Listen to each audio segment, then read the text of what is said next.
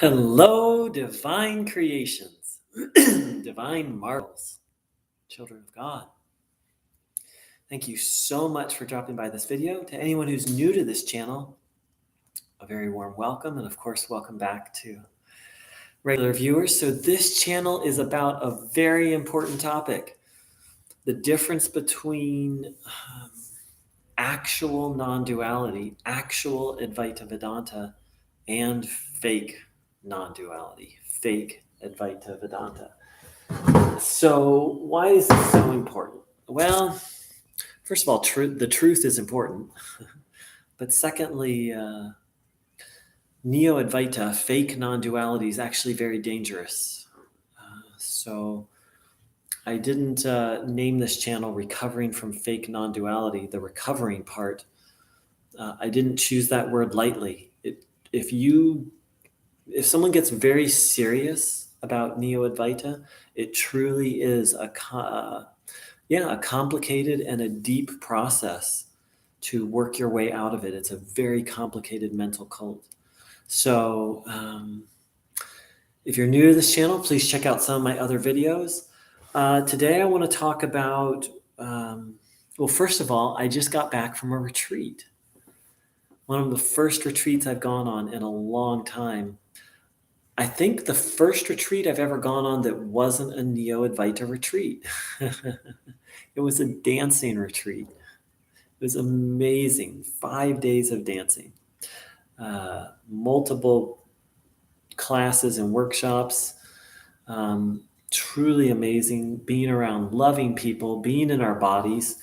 And, the kind of dancing I do is not sure maybe what most people mean by dance. It's free form. It's about being guided by inspiration and dancing. So for me, it's very much a form of worship and devotion. And while I was on it, just once again, it just became so clear to me how truly deadly, dangerous Neo-Advaita is. Because Neo-Advaita won't straight up say it. Sometimes Neo-Advaita teachers will. But Neo-Advaita will literally force you into the false conclusion that the only thing that matters is realization of consciousness. Said another way, that matter doesn't matter. Nothing in this, according to Neo-Advaita, nothing in this world, nothing in your heart, nothing in your mind, this body, none of it matters except for the realization of consciousness. And this is absurd. It's not what the great people who realized the self of the past taught, but more importantly, it's not how they lived. Ramana Maharshi was a hardcore bhakta, devotee, lover of God. I came across a Neo-Advaita teacher recently who's like, when I teach, I don't even like to use the word God. Like, this person has no bhakti, and yet they claim to be teaching Neo-Advaita. They claim to be teaching Advaita, but what they're really teaching is Neo-Advaita. So it's a deep subject, but Bhakti. But let's pull it back to, let's just think about that for a moment. If you follow Neo-Advaita long enough, you'll come to the conclusion that all that matters is the non-material and the non-relative. Okay, that's great if you're a monk or a nun. But what if you have a job or a family? Someone who I worked with recently in helping him recover, he was starting to not care about his kid, much less his wife. And that's where Neo-Advaita will take you. It takes you into a very complicated form of selfishness, right? Like, the only thing that matters is that I unite with consciousness. It's like selfishness. It's like the most subtle form of selfishness there is. Now, there's a time and a place according to Hindu philosophy to cultivate the burning desire for liberation, but not at the expense of fulfilling your duties. Ramana Maharshi discouraged. See, Neo-Advaita is for monks and nuns. It takes you to a complete renunciate path, incorrectly and in a distorted way, but that's another story. But Ramana Maharshi, many people came to him and wanted to take sannyasi, become renunciates, and he wouldn't let them. He's like, no, stay with your wives, stay with your job, and follow the path while in the world.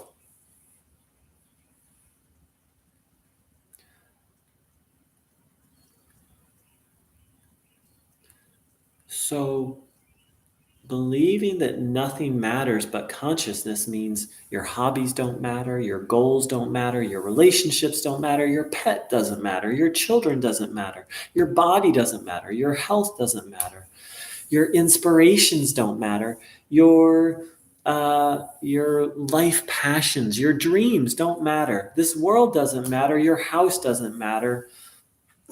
Nothing matters in Neo-Advaita thought. And I wish they would just come out and say it. But it's like this, it's kind of like, see, you hear stories of, and it's easier to understand with drugs and alcohol, but, I have recovered from multiple addictions, not chemical. And, you hear these, you're like, how does someone like give up on their kids just to do drugs? Well, basically, Neo-Advaita, just like an addiction, it takes you to this place of this very distorted selfishness where the only thing that matters is getting your drug. And it's next to impossible to explain to someone who hasn't experienced it. But Neo-Advaita is a drug. And it'll take you to the place where you don't give a shit about anything other than getting high through doing self-inquiry or watching Neo-Advaita videos, or oftentimes it's not even a high, it's just a dissociation. And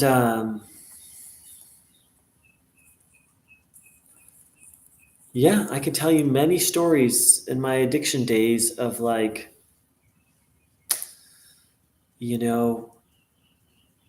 opportunities, relationships, work, of just not caring about those things so that I could do my addictive behaviors. And again, it's very hard to comprehend unless you've experienced it, but it's very real. And it's very much what Neo-Advaita is and does. It takes you to a false sense. It's one thing to be detached. It's another thing to have this delusional sense of, well, I don't care about my family, or I don't care about the world, when actually you do. And then on top of it is, the great sages, the people who really realized, like Ramana, they really cared about the world. Ramana, on his dying day, he gave darshan up until darshan. That means where people come for his blessing, like up to 2 hours before he died. He insisted that he still keep giving darshan. Of course, his devotees wanted him to go rest. And he's like, no, because he cared, because he's connected to his heart, because he's a bhakta, he's a devotee. Yes, he's a yanai, a knower of the self, but he lived in his heart and loved God. So there's many approaches to bhakti, church services, singing kirtan, thinking about the glory of God, thinking about the glory of creation. And then below this video is a link to an article about one of the greatest bhaktas of all time, Adi Shankara, the founder of Advaita Vedanta. Most people don't know that. Adi Shankara was a hardcore devotee of the goddess. He worshiped the goddess. And I put a link that has one of his love poems, really. Of course, Ramana wrote love poem to God. Love poem where Ramana was writing to God as if Ramana was the maiden whose lover had abandoned her.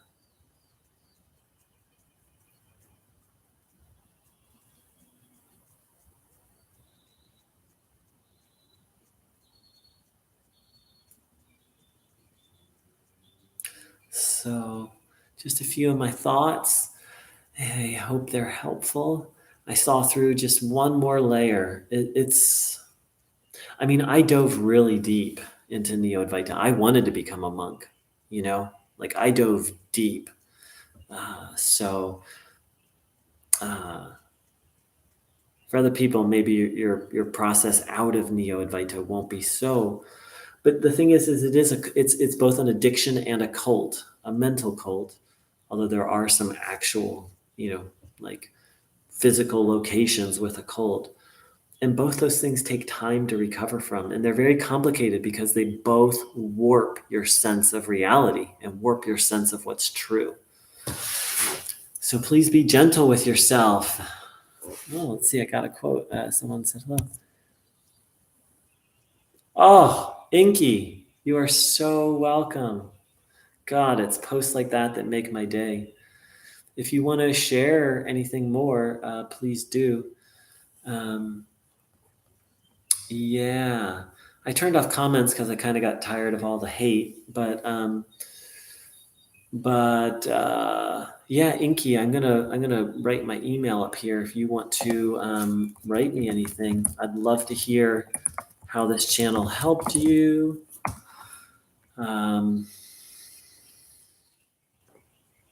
You are so welcome. Love received and returned. You just made my day.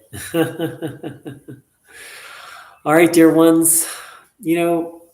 Talking about Ramana and his love for God, I can't help but sing one of his favorite songs. Aw, Inky. So this is one of Ramana Maharshi's favorite love songs to God. Arunachala Shiva, Arunachala Shiva, Arunachala Shiva, Arunachalaha, Arunachala Shiva, Arunachala Shiva, Arunachala Shiva, Arunachala. Arunachala Shiva, Arunachala Shiva, Arunachala Shiva, Arunachalaha, Arunachala Shiva, Arunachala Shiva, Arunachala Shiva, Arunachala. It's pretty addictive. Love is addictive. And love for God, that's a healthy kind of addiction. Arunachala Shiva, Arunachala Shiva, Arunachala Shiva, Arunachalaha. Arunachala Shiva, Arunachala Shiva, Arunachala Shiva, Arunachala. Thanks so much for joining in. Thanks for your beautiful comment, Inky.